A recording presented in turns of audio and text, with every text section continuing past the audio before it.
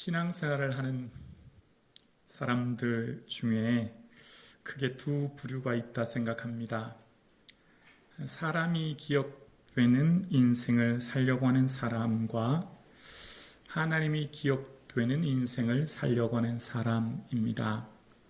사람이 기억되는 인생을 사는 인생은 내가 내 인생의 주인이 되어 내 생각, 내 기분, 내 뜻대로 신앙생활하는 사람, 사람들의 환심을 살려고 신앙생활하는 사람인 반면 하나님이 기억되는 인생을 사는 사람, 내 인생의 주인이 주님이시며 예수 그리스도의 기쁨과 영광을 위해 예수 그리스도의 그 뜻을 위해 나를 온전히 내려놓는 사람, 때로는 속상하고 힘들어도 내 자존심마저도 내려놓을 수 있는 사람, 그런 부류의 사람이 있다 생각합니다.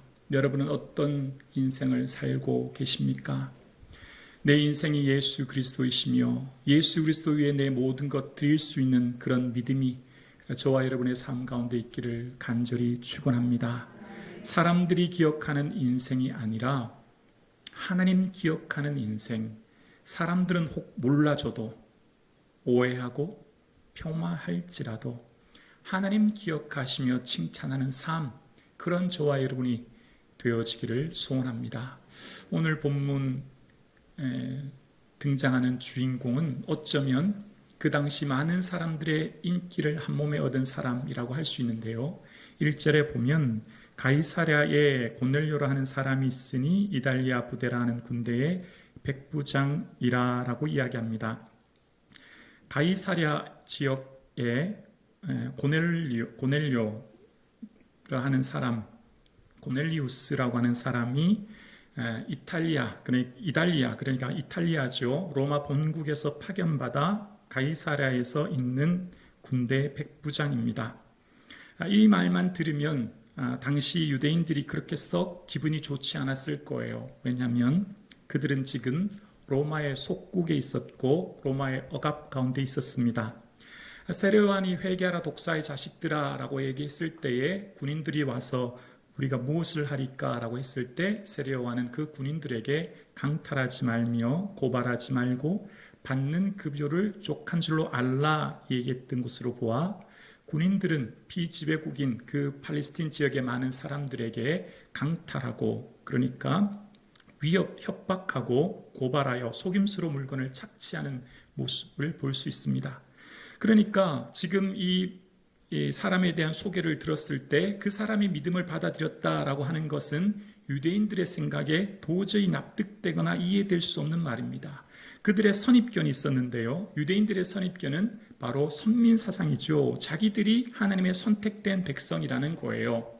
그런데 어떻게 로마에 속한 한 군인이 복음을 받아들일 수 있는가? 이것은 유대인의 편견을 완전히 깨어지게 하는 한 사건이었습니다.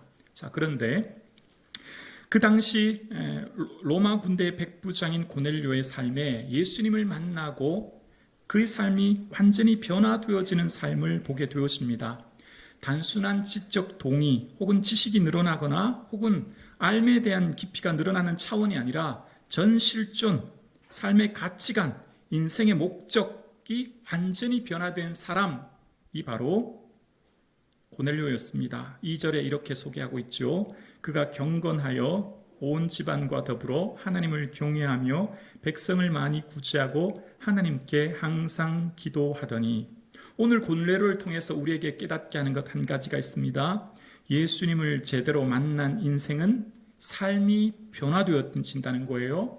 삶의 목적이 바뀌어진다는 거예요. 예수 그리스도를 위해 그 영광을 위해 살아가는 삶으로 변화되어진다는 것을 알 수 있어요. 자, 어떻게 해서 이것을 더 확증할 수 있냐면 백부장 고넬료는 모든 것을 포기한 인물이었습니다. 여기서 모든 것이라고 하는 그때 당시의 모든 특권과 어떤 권력을 말하는데요. 이때 당시의 상황을 알려면 먼저 로마가 얼마나 강력한 국가인가를 알아야만 좀 더 쉽게 이해될 수 있습니다. 서울대 김독수 교수가 쓴 로마와 그리스도교라고 하는 책에 보면 이때 당시 로마가 얼마나 강력한 국가인가를 말할 때 기원후 63년부터 서기 14년까지 로마가 통치했던 대륙이 세 개 대륙입니다. 그러니까 아시아, 유럽, 아프리카라고 하는 방대한 국가를 통치했고 그 나라만 무려 20개 나라가 넘었다는 거예요.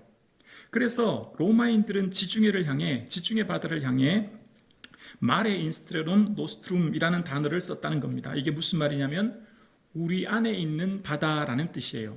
마치 바다를 호수처럼 이야기합니다. 지중해라고 하는 바다를 우리 안에 있는 바다라고 할 정도로 로마라고 하는 나라는 강대한 나라였고 강대국이었습니다.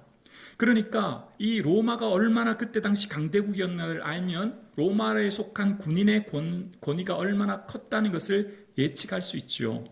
뿐만 아니라 로마는 철저하게 신분제 사회였습니다. 왕족, 그러니까 귀족이 있고 기사계급, 군인이 있고 그다음 평민이 있고 노예로 되어 있는 구조인데 로마는 한 나라를 다스리면 그때 당시 속주 단위로 편제하여서 총독을 파견합니다. 그리고 그 주둔한 군대가 치안활동, 그러니까 경찰 업무를 대신하고 세금 징수, 그러니까 이 세리의 일을 대신하고 뿐만 아니라 영토를 수호하는 방위의 역할을 감당했다는 거예요. 그런데 이때 당시에 이 로마 군인들은 매우 특별한 사람들이었습니다. 왜냐하면 이 스데반의 순교가 기원후 30년경으로 보는데 그때 당시 로마 황제는 옥타비아누스가 통치했던 상황이고 그때 당시 로마 병사들에게는 연봉을 통해서 이 월급이 지급되었고요. 로마 병사가 맡겨진 임무를 다 충실히 다 한 후에 퇴역할 때쯤 되면 따로 토지를 부여받아 정착할 수 있게 해주었습니다. 그리고 그 퇴직할 때쯤이면 로마의 특별한 소수층에게만 부여되는 로마 시민권이 부여됩니다. 그러니까 지금 이 고넬료라고 하는 군대 백부장은 이미 엄청난 특권을 가지고 있을 뿐만 아니라 이것을 잘 유지만 하고 이것으로 해서 잘 마치기만 해도 엄청난 부와 영광이 그에겐 따라온다는 것을 알 수 있지요. 자, 뿐만 아니라 세례 요한이 받은 급료를 족한 줄로 알라라고 군인들에게 얘기했던 것으로 옥타비아누스 당시 황제 당시, 그러니까 이 오늘 사도행전 당시 등장하는 그 시대와 비교했을 때 비슷한 시대의 로마 병사들의 연봉을 보면 225 데나리우스, 그러니까 한 데나리온이 하루치 월급이라면 우리 돈으로 하면 한 2,300만 원 정도의 월급을 받았다고 할 수 있죠. 뿐만 아니라 세금 징수권이 있었기 때문에 그 외에 많은 부를 가질 수 있었다는 겁니다. 자, 이런 고넬료가 어떻게 했냐면 그때 당시 예수 그리스도를 주로 고백하고 그의 삶이 경건한 사람으로 바뀌었다는 거예요. 그리고 구제하는 삶으로, 기도하는 삶으로 전 인생이 바뀌었다라고 이야기합니다. 어떻게 이런 일이 있었을까요? 어떻게 고넬료는 그의 삶의 모든 가치와 인생의 방향이 바뀌게 되었을까요? 바로 예수님을 만났기 때문입니다. 예수님을 만나면 어떻게 될까요? 예수님을 만나면 예수님이 그토록 중요하게 여기는 것을 깨닫게 되어요. 예수님은 공생의 3년 동안 그토록 강조하고 말씀하신 말씀의 핵심이 뭘까요? 예수님 설교하신 설교의 핵심이 뭐예요? 천국입니다. 천국. 예수님 말씀하신 메시지의 핵심이 하나님 나라, 즉 천국이에요. 마태복음에서는 천국이고요. 그 외의 복음서에서는 하나님 나라라고 하죠. 그러니까 예수님께서는 처음 공생애를 시작하시면서 회개하라, 뭐가요? 천국이 가까웠다라고 말씀하셨고 제자들을 파송하며 보내시면서도 천국이 가까웠다 하라라고 말씀하셨어요. 예수님의 온통 관심사는 천국이에요. 그리고 그 천국은 오늘날 우리가 생각하는 천국 개념과 조금 달라요. 여기서 다르다는 것은 여러분 천국은 우리는 예수 믿으면 천국 갑니다 라고 했더니 많은 사람들이 이 천국을 너무 값싸게 여겨요. 그냥 아무나 누구나 다 간다라고 은혜로 받았다고 하니 그 은혜를 현대인들은 너무 값싸게 여기는 거예요. 그런데 예수님께서 천국을 얘기하실 때는 천국이요 호락호락한 곳이 아니에요. 쉽게 들어갈 곳이 아님을 말씀을 묵상하면 계속해서 깨닫게 되어요. 좁은 길이라는 거예요. 멸망으로 인도하는 길은 좁지만 그 길은 좁다는 거예요. 그래서 찾는 이가 적다는 거예요. 천국을 말씀하시면서 예수님께서 한 비유로 말씀하실 때 마태복음 13장에 보면 천국은 마치 밭에 감추인 보화와 같으니 사람이 이를 발견한 후 숨겨두고 기뻐하며 돌아가서 자기의 소유를 다 팔아 그 밭을 샀다라고 이야기합니다. 천국의 가치를 아는 사람은 전 인생을 건다는 거예요. 전 실전을 걸어서 인생을 거기 투자하고 드린다는 거예요. 그러니까 천국은 그냥 누구나 간다라고 하니 그냥 쉽게 가는 곳이라는 개념 자체가 아니라 예수님은 천국을 설명하실 때 얼마나 치열하게 몸부림치며 신앙생활을 해야 되는지를 우리에게 끊임없이 말씀하고 계세요. 그래서 예수님이 말씀하신 그 핵심의 천국과 지옥을 끊임없이 말씀하셨어요. 복음서 전체에 예수님이 가장 많이 강조하셨고 말씀하신 것이 바로 천국과 지옥입니다. 여러분, 사랑하는 우리 2부 예배 드리시는 성도님, 천국 소망 가지며 오늘도 살 수 있기를 주의 이름으로 축원합니다. 영원한 하나님 나라 바라보시고 오늘 이 현재를 살 수 있기를 주의 이름으로 축원합니다. 천국을 소망하며 사는 사람, 예수 그리스도를 만나고 예수 그리스도께서 주시는 그 천국의 가치를 깨닫는 사람은 예수를 믿는다라고 하는 말은 다른 말로 주인이 바뀐다라는 뜻이에요. 주인이 바뀐다. 이때 당시 주는 황제에게만 쓰는 말이었거든요. 황제가 통치자라는 뜻이었거든요. 그런데 이때 당시 황제가 아닌 예수님이 주라고 하는 것은 전 실존을 걸고 내 모든 것을 드림으로 얻는 거예요. 그런데 오늘날 우리가 생각하는 예배 시간에 주여라고 하는 것이랑 차원이 다른 거예요. 마치 북한에서 내가 예수 믿습니다, 주님이라고 하는 말과 어떤 같은 의미일 거예요. 그런데 그 주여라고 하는 것이요, 단순히 고백만이 아닌 삶이 얼마나 중요한지를 예수님은 끊임없이 말씀하세요. 예수님이 주인된 인생은 내 생각, 내 기분, 내 마음대로 살지 않는다는 거예요. 내가 주인된 사람은요, 기분 상하면 봉사 안 해요. 내가 주인된 사람은요, 기분 상하면 그 사람 안 만나버려요. 내가 주인된 사람은요, 내 마음대로 살면 돼요. 그런데 예수님이 주인된 사람은 자존심을 내려놓고 내 생각도 내려놓고 비록 마음이 아프고 힘들지만 화해하고 용서하고 품고 내 모든 것을 드려 예수님의 기쁨 위에 드리는 인생을 살게 되는 거예요. 왜 예수 믿는데 사람들이 안 변해요? 왜 예수 믿는데 사람들이 모습이 그대로예요? 아직까지 주인이 나이기 때문이에요. 인생의 주인이 나이기 때문이에요. 내가 인생의 주인이기 때문에 변하지 않아요. 여러분, 예수님 당시에 부잣집에 종들이 많았지요. 종들이 주님 주님이라고 하는데 예를 들어 종들이 한 5명 있다고 해봅시다. 주인이 첫째 종은 배추밭에 가서 일하고, 둘째 종은 무밭에 가서 일하고, 셋째 밭은 수박밭에 가서 일하고, 주인이 예를 들어서 일을 다 분담해 줬다고 생각해 볼까요? 그런데 어떤 주인은, 5번째 된 주인은 예수님 말 듣지 않고 자기 마음대로 일해요. 이거 했다가 저거 했다가. 그게 주인이라고 하는 고백이 맞습니까? 아니죠. 주인이라고 하는 것은 내 모든 결정, 내 모든 소유, 내 모든 존재의 근원이 예수님이기 때문에 예수님께 드립니다 라고 하고 예수님께 묻고 예수님께 찾고 예수님의 뜻을 구하며 살아가는 인생이 주님이라고 살아가는 사람입니다. 여러분, 여러분의 인생에 예수 그리스도를 주인으로 고백하고 예수님의 뜻을 묻고 찾고 그 뜻을 행하며 살아갈 수 있기를 소원합니다. 아멘이십니까? 내가 죽어야 내 안에 예수님 살 수 있습니다. 내가 온전히 깨어지고 부서지고 녹아져야 합니다. 고넬료는 예수님을 주님이라고 고백하고 백성을 많이 구제하고 항상 기도합니다. 바로 이것이 경건이었죠.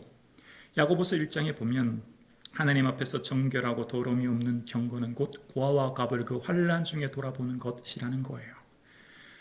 예수님을 만난 인생, 참으로 경건한 인생은 영성의 두 바퀴가 있는 것이죠. 기도라고 하는 것, 반면 뒤에 따라오는 삶, 구제라고 하는 것, 이웃을 향한 삶의 나눔이 있었다는 것이죠. 하나님을 향해 손을 펴는 것이 기도라면 이웃을 향해 손을 펴는 것이 구제 아니겠습니까? 하나님을 향해 내 마음의 창문을 열고 주의 뜻을 묻는다면 이웃을 향해 반드시 내 마음의 창문을 열고 그들을 향해 다가갈 수밖에 없는 것이라는 거예요. 삶은 반드시 균형 잡힌 경건은 반드시 삶으로 그 모습이 드러난다는 거예요. 이 구제는 구약의 중요 핵심인 공의와 맞닿아 있습니다. 바로 희년법, 안식년법이 다 이 구제와 맞닿아 있는 부분이에요. 연약한 자, 슬픈 자, 아픈 자를 돌아보지 않은 예배, 않은 기도 하나님 듣지 않으시겠다는 거예요. 삶이 없는 예배 하나님께서 받지 않으시겠다는 거예요. 얼마나 두려운지 몰라요. 1시간 이 자리에서 드리는 예배, 겉으로는 경건하게 보여도 일주일의 삶이 공허하고 일주일의 삶이 없는 인생 예배는 하나님 받지 않으시겠다는 거예요. 얼마나 무서운 말씀인지 몰라요. 여러분, 저와 여러분의 삶에 내 인생의 예수님으로 고백하고 숨쉬는 모든 순간, 걸어가는 모든 발자국, 앉고 일어서는 모든 순간 예수님 생각할 수 있기를, 예수님 바라볼 수 있기를, 예수님 기쁨에 살 수 있기를 소원합니다.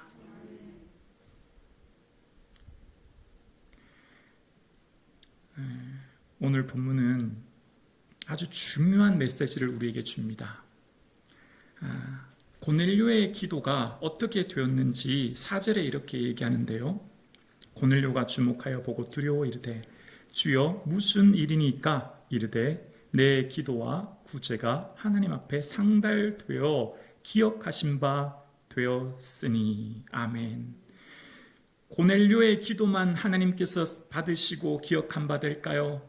아니요. 우리 모든 사랑하는 자녀들이 주님 앞에 기도하는 기도는 하나님께서 받으시고 기억하시는 줄로 믿습니다. 그것을 우리에게 말씀하시는 거예요. 얘들아, 너희들의 작은 신음까지 내가 듣고 있어. 얘들아, 너희들이 내게 미처 구하지 않은 그 생각, 그 의도까지 나는 알아. 라고 말씀하시고 그 모든 건 내가 기억하고 있어. 라고 오늘 우리에게 말씀하시는 거예요. 사랑하는 성도님, 우리의 기도는 주님이 다 응답해 주시는 줄로 믿습니다. 주님이 온 신경을 집중해 우리의 기도를 들으십니다. 이미 우리의 기도를 듣는 그 순간이 응답의 순간 아니겠습니까? 다니엘에게 말씀하셨던 것처럼 말입니다. 스스로 겸비하여 결심하던 첫날부터 내 말이 응답받았으므로 라고 했던 말씀처럼 첫날 하나님 앞에 엎드리는 그 순간 이미 우리는 응답이 된 거예요. 여러분, 무엇 때문에 염려하고 계세요? 무엇 때문에 근심하고 계세요? 여러분을 옥죄이고 여러분을 숨막히게 하는 게 뭐예요? 주님께 내어 맡기십시오. 사랑하는 아들아, 두려워하지 말라. 엄마가 기도하고 있다. 사랑하는 딸아, 걱정하지 마라. 이 아버지가 기도하고 있다. 하나님께서는 어려서부터 늙기까지 의인이 버림을 당하거나 자손이 걸식함을 보지 못하였다고 하였으니 너는 걱정하지 마라. 두려워하지 마라. 내가 기도하고 있다. 사랑하는 성도님, 무엇 때문에 여러분 걱정하십니까? 여러분의 자녀, 여러분의 미래 주님께 내어 맡기고 기도할 수 있기를 주의 이름으로 축원합니다. 여러분의 미래를 주께 맡기십시오. 하늘과 땅의 권세를 내게 주셨고 볼지어다 내가 세상 끝날까지 너희와 항상 함께하라 말씀하신 주님이 오늘 우리와 동행하십니다. 그 주님께서 우리와 함께 하십니다. 그러므로 대한민국아, 두려워하지 마라. 내가 기도하고 있다. 성북중앙교회야, 두려워하지 말라. 내가 기도하노라. 아들아, 두려워하지 말라. 내가 기도하고 있다. 외칠 수 있는 여러분 되실 수 있기를 소원합니다. 내게 능력 있는 거 아니잖아요. 내게 힘 있는 건 아니잖아요. 우리의 기도를 들으시는 하나님이 능력 있으시고 전능하심을 우리는 믿기 때문에 주님께 기도하는 거잖아요. 정말 하나님이 위대하신 것 믿으세요?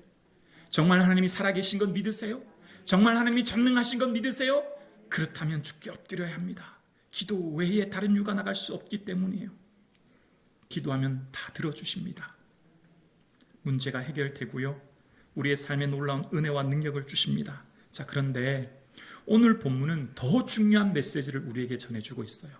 기도하면 응답되고 하나님 기억해 주셔 라고 하는 게 우리에게 주신 첫 번째 메시지라면, 두 번째 메시지는 더 강력하고 더 의미 있는 것을 우리에게 말씀하시는데요. 바로 응답이라고 하는 것에 대해서예요. 5절로 8절 이하에 기도가 응답되었다 하시면서 주님은 욥바에 있는 베드로를 청하라고 말씀하세요. 그래서 고넬료가 하인 둘과 부하를 보내서, 경건한 사람을 보내서 베드로를 자기 집으로 초청합니다.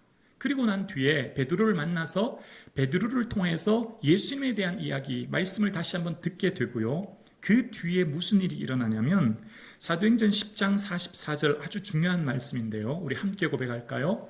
베드로가 이 말을 할 때에 성령이 말씀 듣는 모든 사람에게 내려오시니. 뭐가 내려왔다고요? 성령이라고 말씀하고 계십니다. 여러분,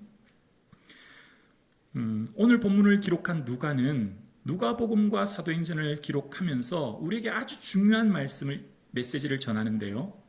구하라 그러면 너희에게 주실 것이요, 찾으라 그러면 찾을 것이요, 두드리라 그러면 너희에게 열릴 것이니, 구하는 이마다 받을 것이요, 찾는 이는 찾아낼 것이요, 두드리는 이에게 열릴 것이라 말씀하고 계세요. 그러니까 구하는 이마다 누구든지 구하면 받게 되고 찾게 되고 열릴 것이라는 거예요. 그리고 더 중요한 구절이 누가복음 11장 13절에 이런 말씀을 하고 계시죠. 너희가 악할지라도 좋은 것을 자식에게 줄 알거든 하물며 너희 하늘 아버지께서 구하는 자에게 함께요 성령을 주시지 않겠느냐 하시니라. 아멘. 구하는 자에게 응답해 주신다라고 하는 응답의 단어가 아니라 구하는 모든 자에게 성령을 주신다라고 말씀하고 계세요. 성령님은 곧 삼위 하나님이시며 예수님이시며 하나님이세요. 그러니까 구하는 자에게 나 자신을 줄 거야, 나를 너희에게 줄게 라는 말이에요. 그러니까 구하는 이마다 응답되고 구하는 이마다 열리게 되는 은혜뿐만 아니라 기도하여 하나님 앞에 나오는 자, 그에게는 나를 너희에게 줄 거야, 나 자신을 너희에게 줄 거야 라는 그 말씀이에요. 그러니까 여러분, 이 말씀이 얼마나 귀한지 몰라요? 고넬료의 기도가 응답되었어요. 응답이 뭐예요? 성령님을 주시는 거예요. 그러니까 여러분, 로마서 8장 26절에 보면 이렇게 말씀하고 계시죠. 이와 같이 성령도 우리의 연약함을 도우시나니 우리는 마땅히 기도할 바를 알지 못하나 오직 성령이 말할 수 없는 탄식으로 우리를 위하여 친히 간구하시니라. 우리는 아이와 같아요.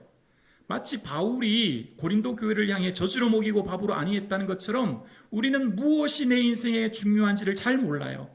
내가 뭘 구해야 될지를 내가 잘 몰라요. 나는 A라고 하는 것이 중요해요.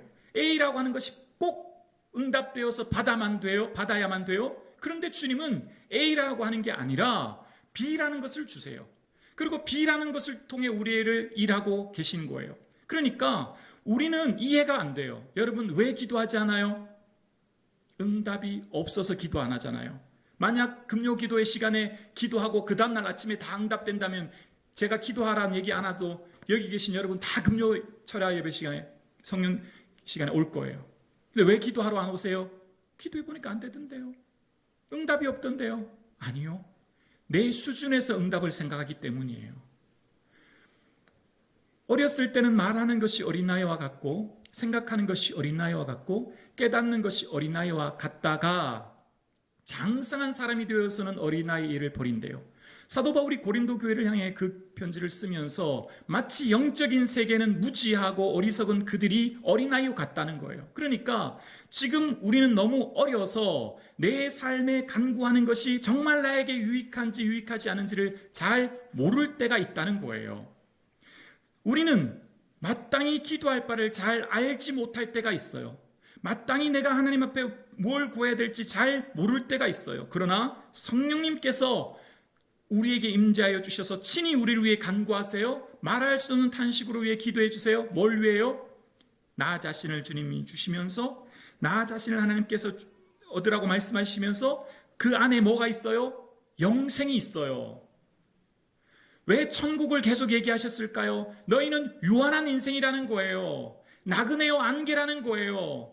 그래서 유한한 인생에게 영생을 선물로 주시는 거예요. 마치 교도소에 있는 사람에게 소고기국 주고 좋은 옷 주는 게 아니라 대통령 특사가 그에게 좋은 것처럼 우리에게는 당장의 유익보다 더 근원적인 응답이 뭐예요? 영생을 선물로 주시는 거예요. 그리고 우리를 자녀 삼아 주시는 거예요. 그래서 우리의 삶의 근원적인 생명과 능력을 얻게 하시는 거예요. 우리는 소원 성취 무병장수 같은 것만 생각해요. 그래서 응답 없다고 낙심해요. 근데 그런 차원의 응답을 넘어서는 하나님이 아버지 되어주시고 영생을 주시는 능력 가운데 거하게 해주세요. 그래서 친히 성령님께서 우리와 함께 하실 때 우리 안에 기쁨과 평강을 주세요. 로마서 15장 13절에 보면 소망의 하나님께서 모든 기쁨과 평강을 믿음 안에 너희에게 충만하게 하사 성령의 능력으로 소망이 넘치게 하시기를 원하노라 말씀하세요.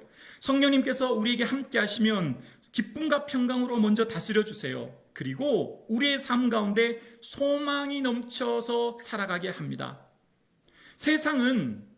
세상의 희망이라고 하는 것은 가능성에 기반합니다. 내 능력이 좋으면 그 희망이, 내가 바라는 것들이 이루어질 가능성이 높아져요. 예를 들어 내가 공부를 잘하면 인류대학 가고 그러면 내가 바라는 것들이 다가갈 가능성이 많아진 것처럼 말입니다. 그러나 주님께서 말씀하시는 소망은 우리의 능력의 가능성에 기반하지 않아요. 말씀에 기반해요. 말씀에 기초해요. 말씀에 기초하여 소망하는 거예요. 그래서 내 능력이 없어도 돼요. 내 환경, 내 백 괜찮아요. 왜요? 말씀이신 하나님 의지하기 때문이에요. 그래서 12명의 정탐꾼 보고 때 10명은 할 수 없다고 말했어요. 왜요? 자신을 보았거든요. 가능성 제로거든요. 자신들은 군인이 아니라 무기도 없거든요. 전략도 없어요. 창과 방패도 없어요. 그래서 우리 보기에 스스로 메뚜기 같다고 얘기해요. 아니요. 갈렙이 볼 때는 환경 보는 게 아니에요. 바로 하나님 바라보는 거예요. 말씀에 기초하는 거예요. 하나님 주신 말씀 의지하기 때문에 그들은 우리의 밥이라,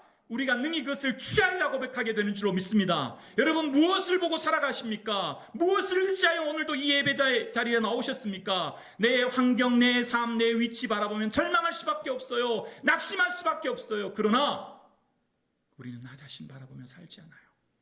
내 환경, 내 주변의 가능성 바라보는 게 아니라 전능하신 주님 바라보고 전능하신 주님께 기도하며 나아갈 수 있기를 주의 이름으로 축원합니다. 할 수 있거든 무슨 말이냐? 믿는 자에게 능치 못할 일이 없으리라. 아멘.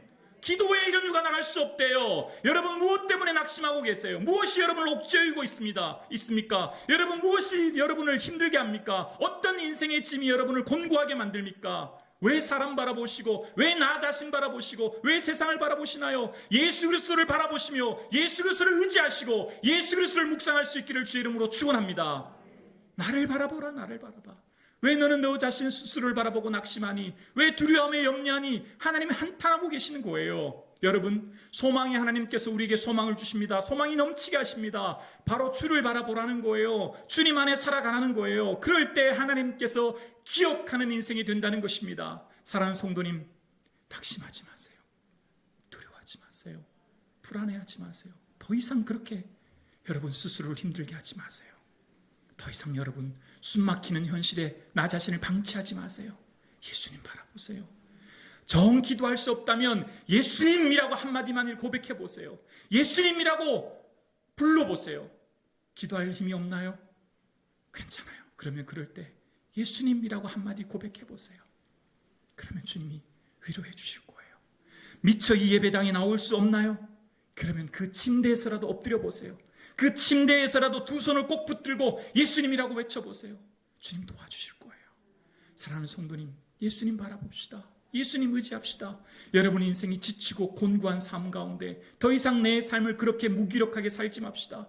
예수님 앞에 의탁하고 예수님 바라보아 예수 그리스도의 영광 위에 살아가신 저와 여러분 되실 수 있기를 주의 이름으로 축원합니다. 백부장 고넬료, 그는 자신의 부와 명예와 영광을 내려놓습니다. 예수 그리스도에 구제하며 항상 기도하는 삶을 삽니다. 왜요? 예수님 안에 참된 평화가 자유와 생명과 능력이 있음을 깨달았기 때문이에요. 내 모든 것 드려도 아깝지 않은 예수 그리스도 안에 참된 소망을 그는 바라보았기 때문입니다. 그래서 전 실존이 변화된 것입니다. 예수 그리스도를 주로 고백한 인생, 그는 더 이상 세상의 가치 따라 두려움과 근심 속에 살지 않아요. 예수님 붙들고 사는 인생, 주 앞에 무릎 꿇는 인생이요, 엎드리는 인생이요, 주님만 의지하는 인생입니다. 사랑하는 성북중앙교회 성도님, 간절히 소원합니다.